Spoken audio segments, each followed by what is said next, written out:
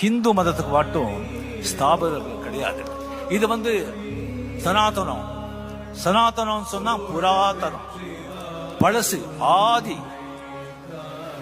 அப்போ ரிஷிகள் அவங்க மெடிடேஷன்ல இருந்து அவங்க அந்த டிரான்ஸ்ல இருக்கும்போது அவங்க தெரியாம அந்த சப்தங்கள், அந்த சவுண்ட், அதுதான் வேதம். அந்த வேதத்துல பிரம்மா, பிரகிருதி என்ன நேச்சர், புருஷா அப்படின்னா மனிதன். பிரம்மா தான் பிரகிருதி ஆனா, அந்த பிரகிருதியை என்ஜாய் பண்றதுக்கு புருஷனை உண்டாக்குனா, அந்த புருஷனை அதெல்லாம் எல்லாத்தையும் என்ஜாய் பண்றதுக்கு இந்திரியங்கள், பஞ்ச இந்திரியங்கள் உண்டாகுனா, அவனுக்குள்ளே மனசுங்கிற புத்தியை வச்சான். இதுதான் வேதங்கள்ல மெயினா திஸ்திங்கத்தில் இருக்கிறது. அது அவர் புரிஞ்சுக்கிறது அவ்வளவு ஈஸி கிடையாது. பெரிய பெரிய படிச்சவங்கள அதை ஈஸியா சொல்ல முடியாது. அதனால்தான் அந்த வேதத்தை சிம்பிளிஃபைட் பண்ணி அந்த எசன்ஸை